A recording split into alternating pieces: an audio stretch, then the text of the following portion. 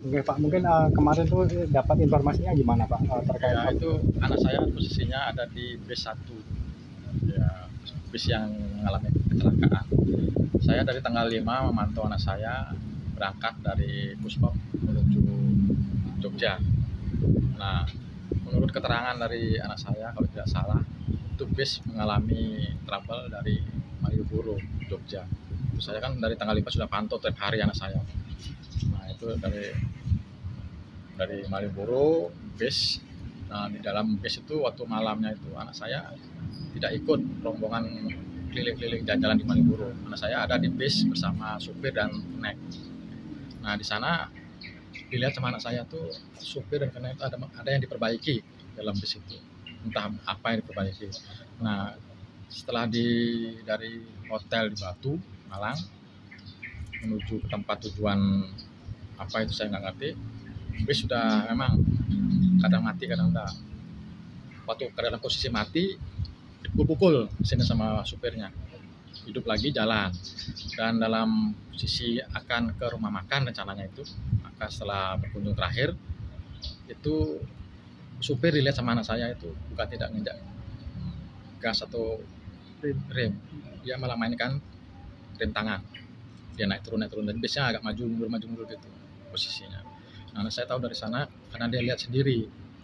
Dia sudah lihat itu sebelum berangkat dari Puspom itu bis itu sudah bukan tidak layak dipakai. Karena itu sudah bis tahun 2014-16. Ya. Karena itu bis mesinnya memang mesin lama, cuma bodinya yang baru. Itu dari zaman Covid sudah dijual beli. Berarti anak Bapak di bus yang mengalami? Iya, bus 1 kelas TJKT. Sekarang posisinya anak saya masih di Batu. Dan saya keluarga besar saya ada di Malang, Duren.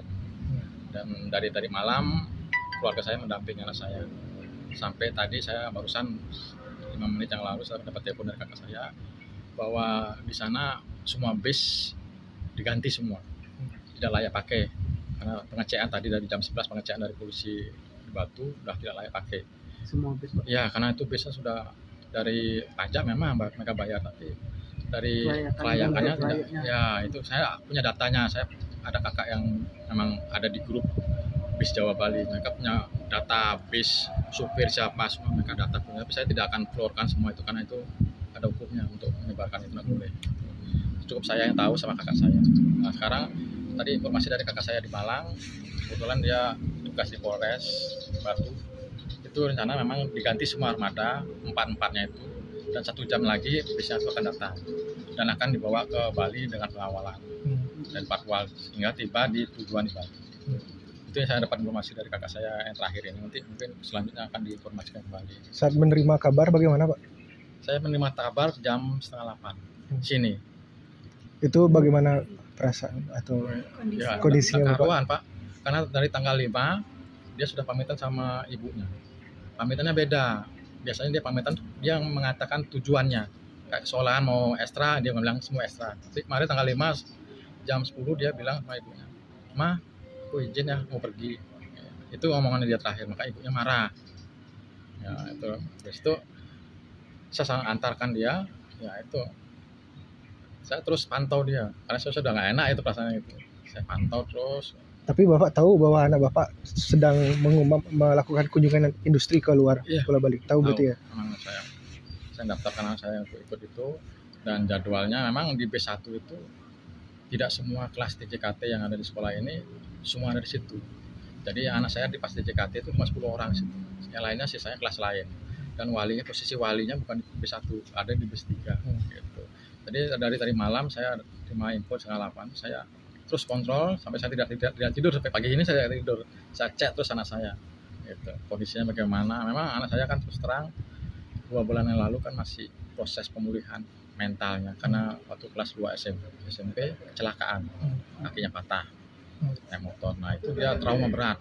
Saya terapi di rumah sakit Sanglah waktu itu, sudah pulih 2 bulan yang lalu. Nah, kemarin malam terguncang lagi. Jadi nanti kemungkinan ketibanya dari Malang kita akan proses lagi untuk mengembalikan mentalnya. Karena kemarin dia sudah menyampaikan saya waktu pas kejadian, dia nangis, dia bontak, minta saudara saya jemput bawa pulang ke Malang. Tapi dari pihak travel dan sekolah tidak ngasih anak saya dilepas dari rombongan. Dan dari malam juga dia sudah mengatakan ke saya tidak akan ikut rombongan sekolah lagi, dia mau pulang sendiri, minta naik pesawat atau naik mobil pribadi, dia nggak mau dengan rombongan sekolah karena sudah trauma dengan kejadian dulu dia tabrakan motor itu. Sekarang tabrakan bis di depan matanya dia lihat sendiri bagaimana bis itu oleng. Pertama dari tikungan itu dia kencang nyerempet kendaraan lain, langsung lari naik ke trotoar.